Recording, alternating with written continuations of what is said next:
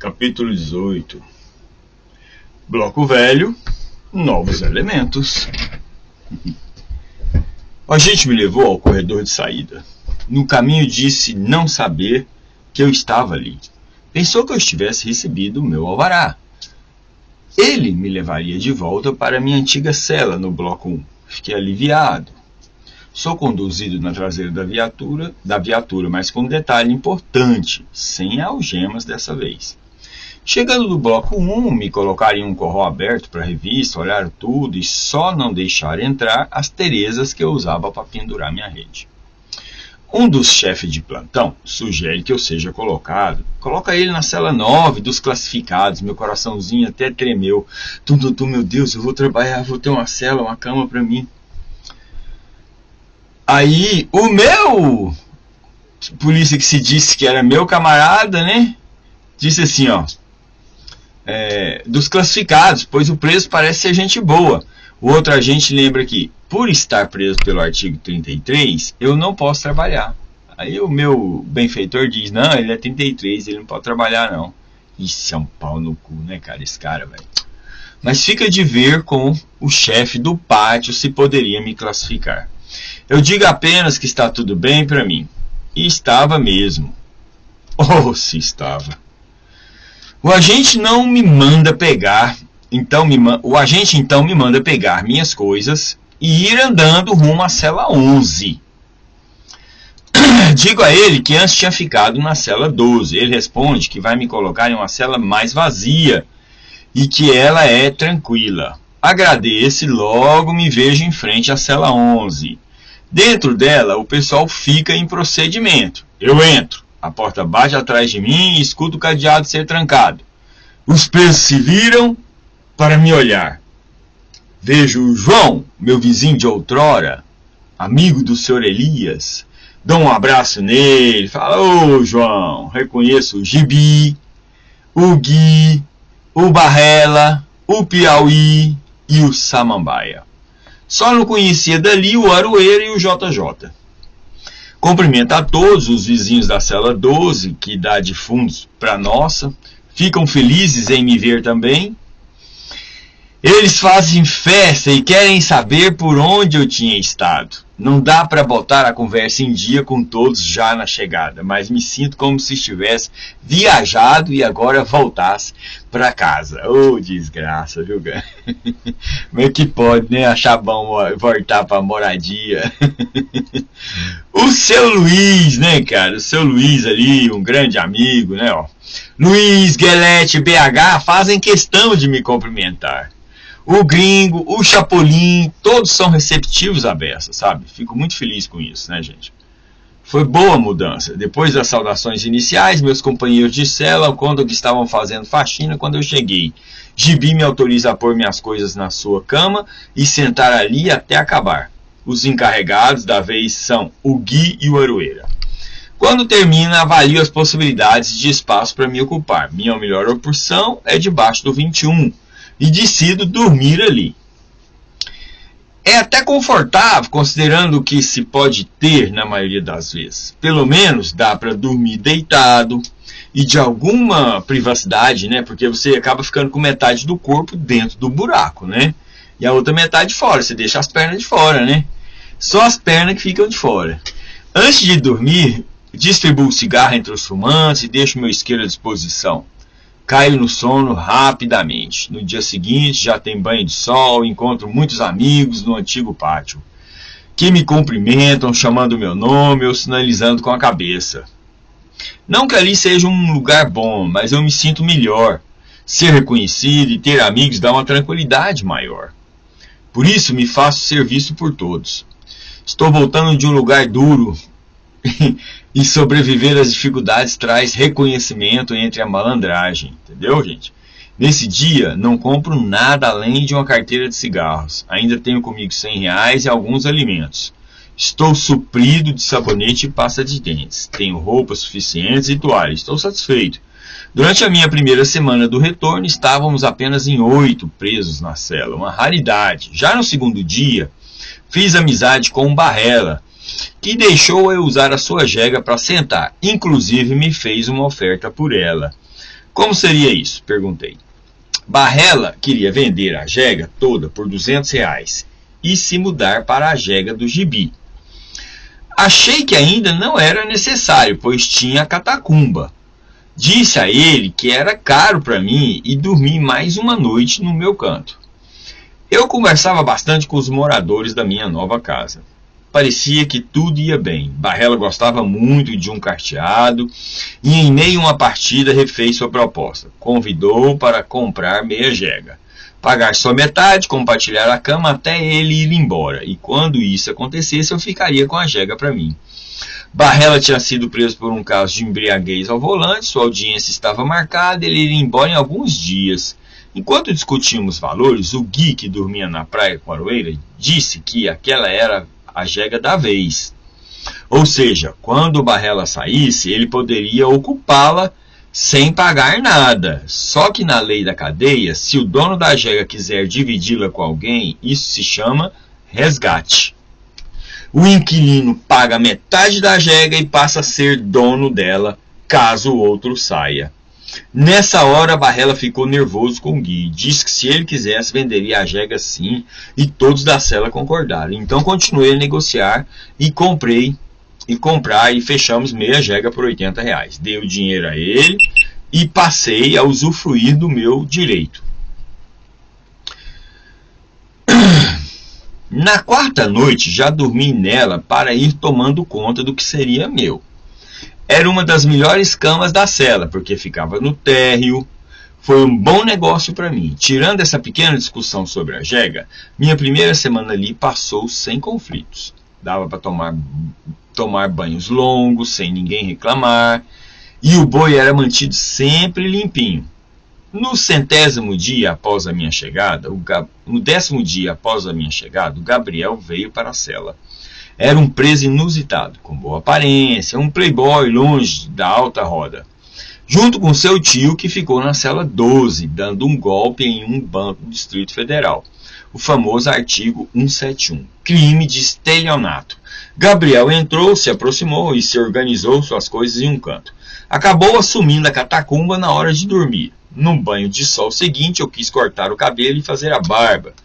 Tudo é feito com uma lâmina de barbear apenas. O risco de se cortar e contrair uma doença está sempre presente. Para realizar o serviço, paguei R$ 12 a Gorete, um preso trans, que fica na cela 14, destinada a homossexuais. Em seguida, me lavei na torneira do pátio mesmo. Dei uma caminhada, enrolei um cigarro, fiquei conversando com os amigos de outras celas. Como de costume, os presos vinham me perguntar sobre cultivo de cannabis. Alguns queriam saber mais a respeito do uso medicinal da cannabis. Nessas conheci 2 presos com câncer que vinham sofrendo na prisão por falta de medicamentos corretos. E um deles estava ali por tráfico, inclusive. As dores causadas pelo câncer de próstata atormentavam e ele me perguntou se eu sabia algo sobre o tratamento com maconha. Contei a ele sobre o Rick Simpson, um estudo canadense que afirma ter curado com seu próprio câncer utilizando o óleo extraído da maconha. Expliquei a ele como o óleo age e como deve ser tomado. Dei a receita de como fazer o seu próprio remédio usando a maconha traficada do Paraguai e álcool para dissolver. Essas aulas do estilo THC Pro C prosseguiram durante alguns banhos de sol a mais. O preso ficou esperançoso e disse que iria fazer o óleo quando saísse da prisão. O tubarão soube dessa história através de outro preso e também veio me procurar. Era mais um ali que sofria com câncer. Tinha uma espécie de linfoma no braço que lhe dava muitas dores. Me pediu para falar sobre o remédio e expliquei tudo da mesma forma. Assim como no primeiro, ficou muito agradecido. Ainda mais por ver que eu estava disposto a ajudar, sem querer nada em troca. E esse compartilhamento voluntário de informações me fortaleceu ali dentro. Fiz boas amizades e passei a ser visto como uma pessoa do bem, o professor da maconha. Eu tinha sido preso por querer ensinar a plantar para não comprar. E na cadeia, sob a tutela do Estado, me vi ensinando a plantar para vender.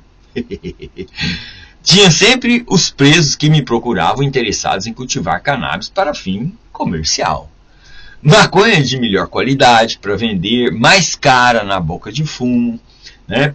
Essas conversas eram delicadas. Comecei a plantar exatamente com o objetivo de me livrar das relações com o tráfico, para não entrar em dívida. A única saída que encontrei foi explicar que, cultivando a erva que eles próprios venderiam na boca, era possível deixar de depender dos grandes patrões lá do Paraguai. Até porque só encontrei pequenos traficantes no CDP. Nunca vi um barão grande ali do negócio, não. Quem ganha de verdade com o tráfico certamente não são aqueles pobres diabos que conheci. Você já parou para pensar quem pode ser? O que mais tem na cadeia é traficante, mas a venda de drogas nunca para do lado de fora. Em um domingo, dia incomum para isso, um novo preso entrou na cela, Ceará. Devia passar uns 120 quilos e chegou com um olho roxo. Diz que vinha do bloco 4, a ala dos estudantes, e pediu para sair após uma briga na cela. Barrela, que era muito atento e já suspeitou, ficou interrogando o cara sobre o real motivo dele ter saído de lá. Talvez a desconfiança tenha sido por um pouco exagerada. Mais para frente, conto melhor a história do Ceará. Com a chegada de mais um, passamos a ser 9 pessoas na cela. Antes que as coisas ficassem apertadas demais, para nosso alívio, também saíram 2. O Gibi e o Piauí. Foram classificados e mudaram de cela. Foram para a cela 9. Foram trabalhar.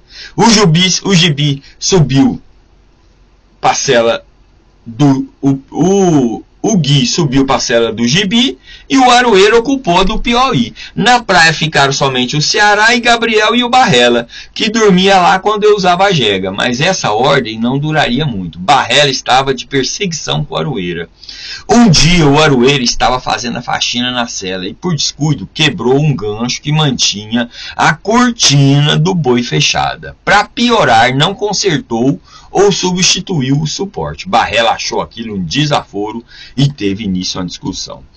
O Aroeira também não aliviou para o Barrela, que falava calmo, mas com muito ódio nas palavras. A coisa foi ficando mais séria quando um passou a ameaçar o outro. Os dois se tornaram inimigos. Nessa história, o João tinha ficado do lado do Aroeira e tomou as dores do parceiro. Em um banho de sol, ele ficou falando mal do Barrela para mim. Até comentei que não era recomendável esse tipo de papo sobre os outros presos no pátio. Lembrei a ele do velho ditado de cadeieiro: é melhor ficar calado do que ser vítima das suas palavras. Dito e feito, na volta para a cela, Barrela foi tirar satisfação com o João. Não sei como, mas ele tomou conhecimento da conversa do João, que o João o acusara de querer ser xerife na cela. Acuado, João passou a gritar com Barrela que ele não era o Aroeira, não, e que se viesse com ameaça, ele bateria na lata para chamar o agente. Barrela também se pôs a gritar: vai me caguetar, é? João retruca que sim. Bem nessa hora, um agente passou em frente à cela para fechar o cadeado e escutou a briga. Quando se aproximou, o João disse no impulso: olá, senhor agente, bebezão. Puta merda. Meu amigo, vocês não acreditam.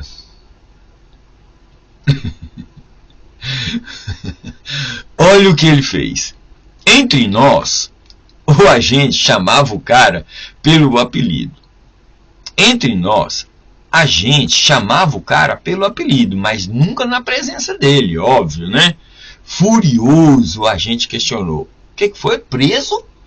O que você falou, seu safado sem vergonha? Vou arrebentar seus dentes aqui agora. Quase me caguei. O agente abriu o cadeado, mandou o João pegar suas coisas e sair da cela. João implorou perdão, mas o agente estava com sangue nos olhos, gente. O preso acabou saindo só com a roupa do corpo, deixando tudo para trás. Quando a dupla sumiu da nossa vista, Barrela fez uma previsão. João abriria a boca e ele também seria levado para o castigo. Passados 5 minutos, o agente voltou e mandou o Barrela pegar as coisas dele. Dito e feito, gente. Como devemos ficar em procedimento, Quando o agente está na frente da cela, o Barrela pegou seus pertences e aproveitou para se apossar do meu lençol novinho, que eu guardara para o próximo parlatório. Fiquei sem ação vendo ele me pegar aquilo. Os dois foram transferidos, não sem antes passarem pelo castigo. Eu tinha grilado com o lençol, porém agora a jegue era só minha e a cela ganhou mais espaço, né? Quando chegou a noite, o agente que passou cantando alvará chamou o nome do Barrela. Avisamos que ele estava no castigo. O agente foi buscá-lo e trancou no corró para ser solto na manhã seguinte, coitado, né? Meu lençol acabou ficando para um preso que nem conheço. Barrela não precisava ter passado a mão nele, mas tudo bem, né? Gritando da nossa cela para o corró, nos despedimos dele, que se vangloriou por estar indo embora. E o João que se foda! Alguns riram, outros não acharam aquilo legal. O João era querido na cela e no pátio, né, cara? Ele era um bom parceiro, o João. Um bom rapaz, um bom cara, sabe? Já o Barrela era mais problemático, cheio de vício, se drogava passando pesado com os remédios e tinha, assim, uma postura de xerife dentro da cela, sabe? Ele era de jeito mesmo. Ai. Só me dava bem com ele por falar as coisas na lata, como se fosse um irmão mais velho. Assim, ele me deixava fora das suas neuroses cotidianas. Pedimos aos classificados notícias sobre o João. Descobrimos que ele passaria 10 dias no castigo e depois seria levado para o bloco 6. Era o pior bloco de raivosos. Enviamos suas coisas para os classificados e ficamos com algumas para nós. Sabíamos que jamais chegaria às mãos dele. Depois de passar quase um ano na cela 11 do bloco 1, João agora viveria um pesadelo no CDP, coitado. Infelizmente, sua ansiedade o fez pecar chamando o agente pelo apelido. Então, quando ele chamou o agente de bebezão, gente, ele fudeu a vida dele, sabe? E o pior é que aquilo já ocorrera uma outra vez, com um classificado. Tinha sido igual, sem maldade. Ele responder aquele mesmo agente falando assim: sim senhor bebezão. O agente passou a xingá-lo e mandou arrumar as coisas, pois seria desclassificado e transferido. Foi um choque, porque o cara já era classificado há mais de 8 meses e todos sabiam do seu empenho nas tarefas do dia a dia, né? Nada disso importava para o policial.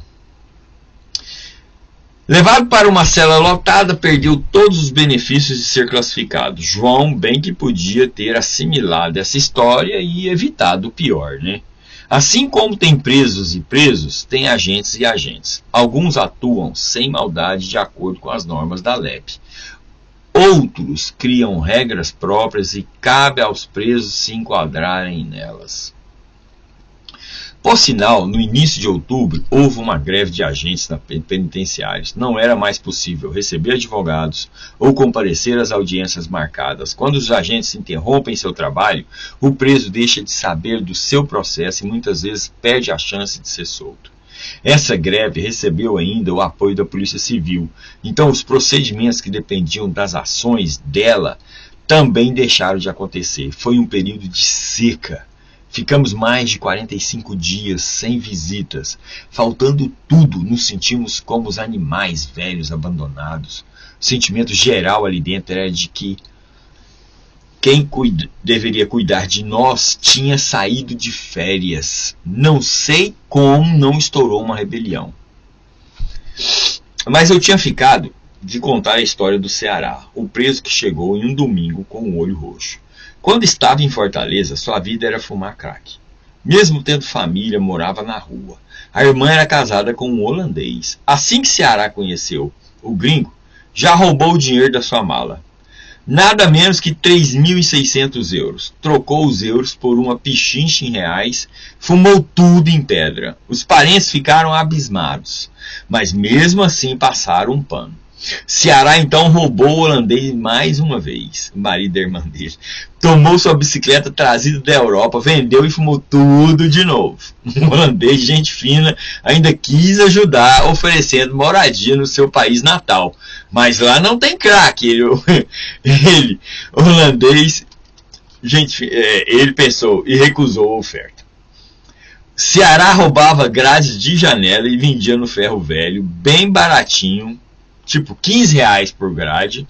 O dinheiro na sua mão virava pedra.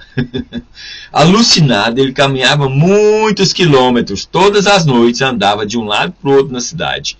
Era um pega no cachimbo de lata em uma caminhada de 2 quilômetros. Adorava viver assim. Até que um dia, numa maloca da vida, ele se viu ameaçado por outro doido de pedra. Matou o cara a pauladas e acabou preso. Ao chegar no CDP em Brasília, Ceará já era cadeiro velho. Quando a mulher faleceu, o homem saiu caminhando.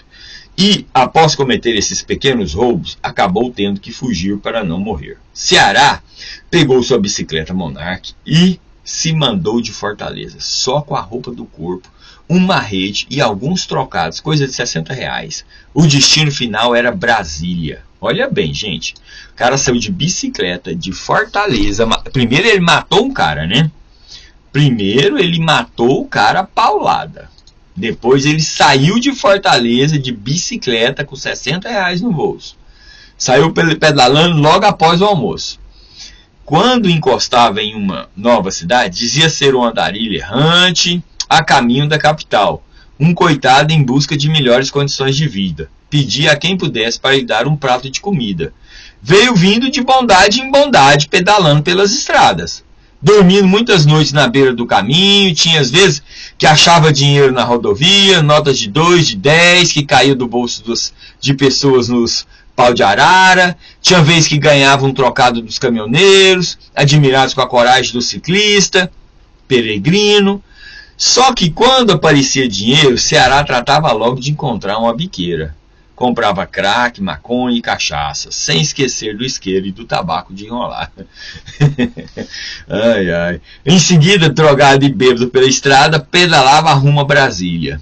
Em uma cidade, já no estado de Piauí, Ceará encontrou um mercado para comprar comida. Entrou em um mercado para comprar comida. Uma senhora que trabalhava no caixa ficou sensibilizada ao ouvir sua história e se ofereceu para lhe pagar uma passagem de ônibus. Ele pediu que ela fosse até a rodoviária e descobrisse quanto custava a passagem para Brasília. E ela pediu para ele. Ceará pegou a bicicletinha e foi lá na rodoviária e voltou. São R$172. Muito generosa, a senhorinha abriu a gaveta do caixa e debaixo dela puxou uma nota de 100, uma de 50, uma de 20 e uma de 2. Deu tudo na mão do viajante, que agradeceu encarecidamente e seguiu pedalando pela estrada. Não sem antes comprar uma pedrona de maconha, uma de crack e 1 litro de cachaça. E a pacaia, né, cara? Só alegria com o dinheiro da velhinha, tadinha, de alma nobre que lhe deu, né? De Fortaleza a Brasília são mais de 2.000 quilômetros. Ceará pedalou esse percurso em 28 dias. O pneu da bicicleta foi trocado 4 vezes na jornada. Quando chegou à capital federal, Ceará trocou sua companheira de viagem por crack e ficou perambulando pelo plano piloto. Em uma praça foi abordado por um policial e deu seu nome verdadeiro. Ao puxar a capivara do elemento, o policial descobriu que ele estava foragido após se envolver em um caso de homicídio em Fortaleza. E lhe deu voz de prisão. Se tivesse dado um nome qualquer, quem sabe Ceará nem estaria, né? Estivesse vagando pelas ruas de Brasília até hoje. Não. No CDP, comendo há mais de 1 ano o pão que o diabo amassou com o rabo. Ceará chegou na cela em um domingo e entrou calado, mas tinha o olhar de quem gosta de fazer business, negócios. Como não recebia visitas, porque sua família vivia bem longe dali, passou a fazer faxinas e lavar roupas para os outros presos. Recebia R$4 por faxina, R$1 por peça de roupa lavada. Também vendia seus sucos de caixinha e todinhos por 50 centavos a unidade. Devo ter comprado mais de 100 suquinhos dele. Sendo pau para toda obra, Ceará ia fazendo seu dinheiro lenta e constantemente. Era um cara prestativo. Apenas um pouco impaciente. Uma curiosidade horrível é que certo dia ele me contou sofrer com vermes. Às vezes vomitava vermes, às vezes saíam vermes enormes quando ele defecava. Depois de me contar isso, nunca mais usei o boi em seguida dele. Passei até mal. procurava usar sempre de manhã, após a faxina do dia. A greve dos agentes não impediu que novos presos chegassem ao CDP. O mais novo a entrar na cela era conhecido por Pardal, com ar de mandão, bico empinado e uma conversa dissimulada. Veio trazendo um colchão novo, uma porção de pertences. Ficamos observando ele arrumar suas coisas. Ao ver que a cela estava cheia, com 9 presos, Pardal quis saber onde poderia dormir. Mostramos a ele o espaço que resta próximo do boi. Ele não aceitou e fez uma proposta para comprar a jega do Aroeira. Como o Aroeira estava sempre querendo dinheiro, combinou com o Gabriel e o Ceará de dormir no meio deles na praia e vendeu sua jega por R$200. Metade seria paga na primeira visita e metade na segunda visita. Mesmo com o CPD ainda em greve, sem previsão de visita, a Aroeira julgou ter feito um bom negócio. Pardal subiu para a jega dele, aliviado por ter seu campo. Depois desceu do puleiro. Lavou as roupas e esparramou as peças pela cela toda para secar, incluindo lençóis e cobertas. Ao ouvir reclamações nossas por tanta folga, Pardal se revelou uma ave de rapina ameaçadora. É bom ficar de olho naquele novo morador. Nos dias seguintes, chegou mais um preso para a cela. Normalmente, as entradas de novos presos ocorrem somente às terças e sextas. Porém, era uma quarta-feira. Da mesma forma que o Ceará em um domingo, porque tinha brigado na cela. Aquilo não cheirava bem. Agreste era um bandido da pesada. Aos 24 anos, tinha sido preso por tráfico, homicídio, corrupção de menores, formação de quadrilha. Seu pai era polícia militar e o irmão era agente da DIPOI. O irmão dele trabalhava ali, gente. A previsão era de que ele puxasse uns 40 anos de cana após a condenação. Como um preso com um perfil foi parar na ala dos coroas com um perfil desse? Simples, por influência do pai e do irmão, que um é agente e o outro é polícia, né? Inicialmente ele tinha entrado no bloco 7 dos novinhos traficantes, mas os novinhos não aceitaram o preso parente de policial, pior ainda sendo irmão de DIPOI lá. Entenderam? Lá no bloco 7 onde eu estava, a hora que os traficantes ficou sabendo, não, o traficante aí, ó, o pai dele é tenente da PM. O quê? Não, e o irmão dele que é da DIPOI? Da DIPOI? Esse cara não vai ficar aqui não. E já falou pros agentes, tira, porque senão ele não vai amanhecer vivo. E assim foi feito, né? Então ele foi levado, passou pelo bloco 4, passou pelo 6 e agora estava no bloco 1. Dado o pistolão que tinha, Agreste conseguia escolher para onde ia, mas era mais um para se tomar cuidado ali dentro. Pardal e Agreste já se conheciam. Tinham dividido cela no bloco 6, na época em que estavam lá. Houve uma tentativa de fuga, acabou frustrada pelos agentes. Quem também estava por lá nessa mesma época era o Serginho, o preso seguinte a entrar na nossa cela. Chamava Sérgio da Paz. Serginho entrou de uma forma meio espalhafatosa, trazendo um monte de roupa suja. De cara vimos que ele era muito amigo do Agreste, além de conhecer o Pardal. Nessa altura a cela ficou cheia demais, com 12 presos, pois na chegada do Serginho veio junto o Paulista. Esse era um cara simples, de postura, que entrou e já providenciou um canto para sua rede. Até ajudei ele a produzir as Terezas. Paulista também era um amigo dos 3 últimos presos. Assim a cela ficou lotada e com uma nova patota tomando conta do pedaço. O Agreste tinha o hábito de se drogar com remédios e sempre dava um jeito de conseguir seu combustível. Diazepam, ruipinol, fluoxetina, carbamazepina, tudo isso ele conseguia. Ele pagava até R$1.000 pelas receitas médicas para eles trazerem o remédio para ele lá na prisão. É brincadeira. Por sinal, toda quarta-feira são entregues remédios aos presos que têm prescrição. A maioria acaba sendo vendida.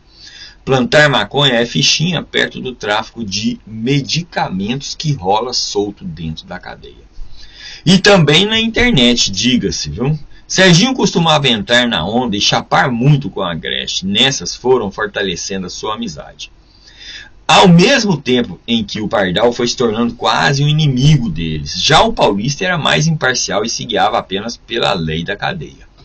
Talvez por ser de São Paulo e já ter passado um bom tempo pelas prisões de lá, assim que chegou na cela, Agreste tratou logo de comprar uma jega. Pagou R$100 pela do terceiro andar, ao lado do boi, uma cama bem ruim de subir e descer. Agreste era cadeieiro, subindo, sabido, e ficou com a opção que tinha. Naquela situação, com a cela cheia, ninguém mais venderia sua jega, a não ser que estivesse próximo de receber o alvará. Para realizar o pagamento, Agreste vomitou algumas notas de 50 e 100 reais que tinha engolido antes da transferência de bloco. Vomitou em um balde e, ao tentar lavar o dinheiro, uma das notas foi embora pelo boi.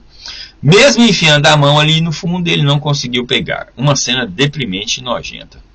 Com alguma grana ainda, quando não estava drogado, Agreste ficava gritando e pedindo coisas ao amigo classificado, conhecido como Shurek. O Shurek era um folgado, esse Agreste, sabe, cara?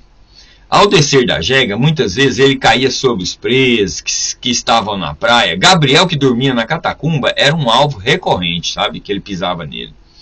Em uma dessas pisadas que tomou, ele não aguentou mais e resolveu tirar satisfação. Agreste o peitou de volta e chamou para sair na mão no pátio. As coisas esquentaram. O tio de Gabriel, que estava na cela 2, gritava pelo sobrinho. Alguns minutos se passaram nessa briga sem contato, que acabou se dissipando ainda na fase das ameaças. No fim, o próprio Agreste acabou afinando. Gabriel era um cara de boa, que ajudava todos e dividia as coisas que tinha. Era um cara gente boa mesmo. Depois desse episódio, eu ofereci a ele metade da minha jega. Antes que o negócio desse certo, ele foi classificado. Então ele começou a trabalhar junto com seu tio. Mudou para o bloco 4. O cara tem dinheiro, 171, né, gente? Muda mesmo. Esses caras vivem melhor. Eles vão pro bloco da escola. Não tem que ficar ralando lá com a gente, não. Entenderam? Eles são privilegiados, né? Bom, a dupla já era conhecida no CDP pelos presos e agentes. Eram bem tratados por todos. Um fato ruim que aconteceu com eles foi ter recebido um alvará tabajara. O tabajara é quando você sai da prisão, mas volta no mesmo dia, você recebe outro mandato de prisão. Então chama alvará tabajara, que você sai e volta na mesma, sem sair da penitenciária, sabe? Ou por alguma condição inviável, ou está alguma coisa errada no processo, ou por uma condição inviável. Como a dos casos deles, que ao sair descobriram que pagaram a fiança de 150 mil reais cada um para serem soltos. Preferiram voltar e seguir presos. Olha só, o advogado conseguiu para eles saírem, mas eles tinham que pagar 150 mil de fiança cada um. Isso foi jogada do juiz para ver se eles pegavam o dinheiro que eles tinham roubado, né? Com a saída do Gabriel, Serginho veio dormir no canto da praia do lado da minha jega. Além de chato, ele roncava muito. No início, a gente até tinha se dado bem. O problema é que ele começou a abusar dos coquetéis de comprimidos e eu fui ficando de saco cheio. O cara se drogava e depois dormia esparramado na praia e os presos deixavam quieto. Ele e o Agreste, por serem mais experientes, faziam e desfaziam dentro da cela. Esse Serginho contava vantagem de ter matado um cara desarmado. Se dizia o bandidão do Distrito Federal de Goiás, sabe? E de Goiás. Os dois jogavam baralho quase toda noite no horário de dormir. Durante o dia, inventavam de fritar comida botando fogo em plástico, o que deixava a cela no sufoco. Gente, vocês não acreditam. Também atrapalhavam os cultos, interrompendo as leituras com as suas falas sem nexo, sabe? Quando se drogavam, gritavam um monte e avacalhavam todos, agiam como se não tivesse mais ninguém dividindo a cela. Fui me irritando ainda mais porque no banho de sol outros presos reclamavam dos abusos. Diziam que não tinham como aceitar aquilo, mas na hora do vamos ver ninguém falava um A para os caras, sabe? Com exceção do Ceará e do Gui, que chamaram a atenção da dupla algumas vezes pedindo para controlarem seus atos, né? Porque a cela não estava gostando. Não que isso tenha mudado muita coisa. Os dois fanfarrões ainda arrumaram confusões com o Pardal, acusando ele de ter derrubado a tentativa de fuga do Bloco 6. Pardal ficou furioso com isso e devolveu a acusação. Eles é que eram os dedos duros. E a vítima nessa história. Observando o Agreste, víamos que ele tinha muita intimidade com os agentes. Por motivos óbvios, conhecia todos eles ali, né, gente? Vivia chamando os caras para enviar recado e fazer pedido, sabe? Uma tarde, o Agreste e o Serginho dormiram por umas horas seguidas. Acordaram no meio da noite, quando todos já estavam dormindo, e começaram a fazer uma baderna para preparar a comida. Todos reclamamos, eles deram os ombros e continuaram. Umas 4h30 da manhã, como se tivesse amanhecido. Acenderam a lâmpada da cela, sabe? E passaram a conversar normalmente. Daí eu não me contive e reclamei feio. Serginho disse então que eu era um nojento e que só falava merda. Retruquei que ele não falava coisa com coisa e que ia cagar que ia cagar drogado e jogava merda no boi inteiro. E ele e o Agreste estavam puto. Serginho veio até a minha jega e tentou me agredir com um soco no estômago. Sua mão enroscou no catch, né, do lençol da minha jega e arrebentou a cortina, mas acertando sem muita força minha barriga. Me levantei a tempo de receber outro. No que eu levantei, eu já levei um bem aqui, ó. Pegou aqui no canto do queixo, aqui assim, ó, com força. Fez de virada assim, sabe? Pá!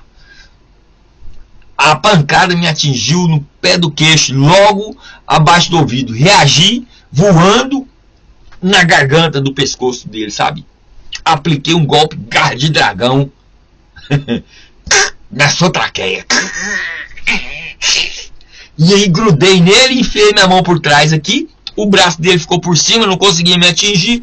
E eu agarrei ele aqui e apertava ele aqui e apertando aqui na traqueia. Sem conseguir me alcançar com os braços, o preso ficou se arrastando comigo, grudado no cangote. Pegou na garganta, né? Sua voz saía raspando, abafada. Meus dedos apertava cada vez mais. A vontade era de rasgar aquela garganta ali, está entendendo? Nessa hora o Ceará interveio e separou nós dois. Serginho pegou correndo uma escova de dentes e começou a molar ela no cimento para virar uma ponta, para virar um espeto. Aí os presos todos entraram no meio e disseram que ele tinha perdido a razão, que isso não se faz dentro da cela. Você está molando aí um espeto para resolver briga com o preso. Com a briga, o clima do lugar mudou por completo. Agora tinha uma divisão clara. Eu tenho de um lado o Serginho e o Agreste de outro. E eles de lá, planejando, acusando algo, né? E eu pensando comigo mesmo, né? Que era hora de sair dali. Fiz um bilhete e entreguei a um amigo classificado, o Ronaldo, pedindo que ele repassasse aos agentes. Antes de encaminhar, Ronaldo foi para sua cela e leu o bilhete. E compartilhou com o 5 da Sul, aquele mesmo preso que deduraria o Josias. E que agora era classificado. O 5 da Sul também leu o bilhete. Nele, eu pedi ao chefe do pátio para me mudar de bloco ou cela, pois tinha problema com o preso dali. Ao cair na noite, pensei melhor e desisti de sair. Afinal, ali eu tinha tudo. Eu paguei para ter o meu espaço, então pedi ao Ronaldo que deixasse quieto. Só que ele já havia entregue o bilhete ao agente que recebeu era um amigo do agente que me conhecia. Ele, inclusive, esse agente que recebeu o bilhete, já estava a caminho da cela. Vale ressaltar que as gritarias e vendas na cela são proibidas. Porém, as celas são muito próximas de onde os agentes ficam. Eles escutam praticamente tudo que se fala ali dentro. Era bem provável que já estivesse cientes da briga que eu tivera e com quem eu brigara antes mesmo do meu bilhete ser entregue. O agente veio até a nossa cela e mandou o Serginho arrumar as coisas. Seria transferido. Indignado, ele ainda tentou contestar, não teve jeito. Era para ele sair e sair logo. Depois de enrolar o máximo que pôde na porta da cela, Serginho ainda conseguiu irritar o agente. Disse antes de partir: tomara que onde eu vá tenha muita maconha para eu fumar. Assim que ele foi, olhei para o Ceará e vi uma expressão de satisfação em seu rosto. Olhei para o Gui e ele tinha uma expressão semelhante. Todos estavam contentes pelo Serginho ter ido embora. Até o Agreste se mostrou feliz por perder o amigo. O Serginho era muito esparro, só podia dar nisso. Palavras do Agreste. Entretanto, se teve algo que aprendi no CDP, é que a cadeia roda. A primeira noite sem energia ruim do Serginho foi tranquila. Amanheceu o dia seguinte, o confere passou e a rotina seguia normal. Café da manhã, boi, banho. No final da manhã, assim que veio a xepa, escutamos a voz conhecida falando alta no corredor. Era o Serginho no corró. Eu não queria acreditar que ele estava prestes a voltar. Os outros presos duvidaram disso. Já o Agreste ficou cantarolando, deitando na sua jega com um tom sarcástico, como se aquele retorno fosse algo que ele muito quisesse. Depois de comermos, na parte da tarde, Serginho estava de novo na cela. Chegou dizendo que alguém ali o tinha dedurado por um bilhete. Na mesma hora falei que eu tinha enviado um bilhete pedindo para que me tirassem da cela por ter problemas com o preso dali. Mas não tinha dado qualquer nome. Todos acabaram entrando na conversa e disseram o que achavam da conduta do Serginho. No fim, ficou combinado que ele seria mais tranquilo e também que deixaria de tomar os coquetéis de remédio, coisa que eu muito duvidava. Passei a dormir com a cortina da jega fechada e com o olho aberto e o outro fechado, porque a coisa não ia bem ali, viu, gente? Pressão, opressão, agressão. Fiquei uns 7 dias sem conseguir dormir direito por causa da porrada que eu levei no queixo. E ali foi dias duros de verdade nessa cela 11, sabe? Sobrevivi. Foi mais uma sobrevivência aí. Beleza? Obrigado aí por estarem ouvindo o livro e estarem acompanhando. Obrigado pelos comentários que vocês estão deixando. Demais da conta. One love. Obrigado pelos likes e por estarem seguindo aí. E por terem clicado no sininho também. Muito obrigado. Tamo junto. Vocês seguirem o canal aí é muito importante. Pra mim, pelo menos, é muito importante.